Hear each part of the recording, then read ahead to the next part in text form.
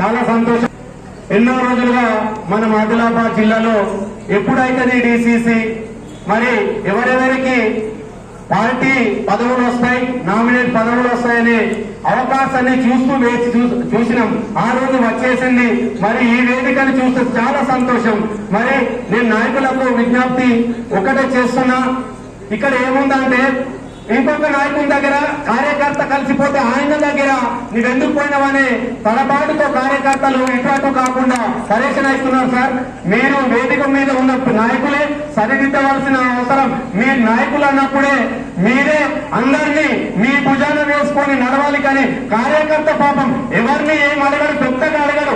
ఆయనకున్నటువంటి police station సమస్యను, మండల ఆఫీస్ సమస్యను, లేకపోతే రెవెన్యూ ఆఫీస్ సమస్య మీదనే ఒక కాల్ చేస్తాడు. ఆ కాల్ కి మీరు ఫోన్ లేపి నాయన నేనున్నానే మాట చెప్తే చాలు.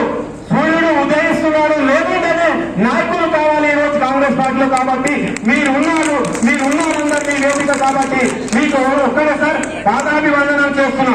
ఒక రాజు పరిపాలించేవాడు. అయితే ఆయన డాక్టర్ దగ్గరికి వెళ్ళిండు.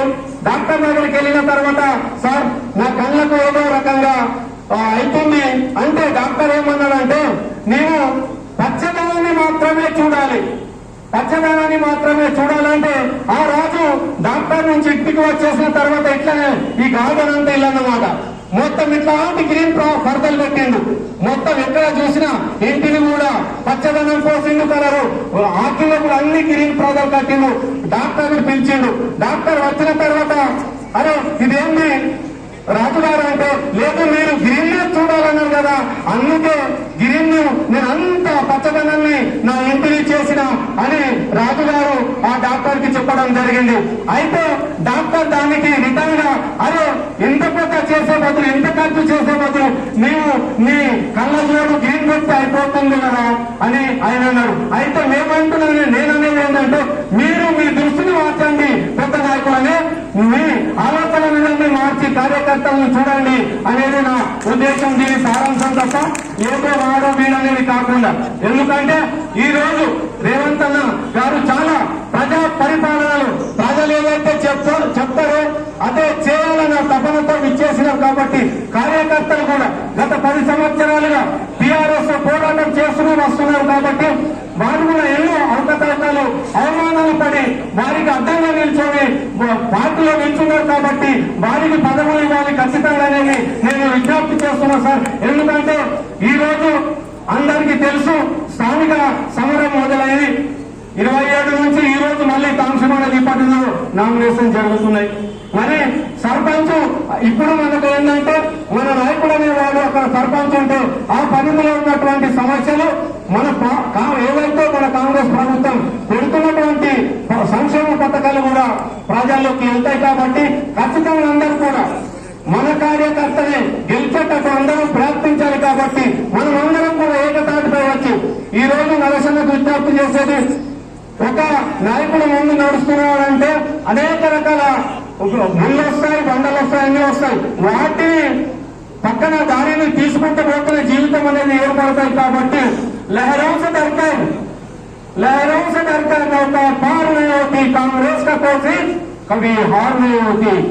भయం చూసా జరా, ఇసుకే उसके ऊपर వీడు మారాలి, వాడు మారాలి అనేది వద్దు, నేను మారాలి అనే మీ ఆలోచన రావాలి. కానీ మీ చూపును మార్చండి. ప్రతిరోజు ఇంకొకరి గురించి చెప్పుకుంటా పోతే అది చెప్పుకుంటూనే మిగిలిపోతాం. లాస్ట్ కు మనం ఒక్కడే మిగిలిపోతాం. కాబట్టి అందరి కలుపుకొని మానవత్వం ఉన్న వాళ్ళు కావాలి.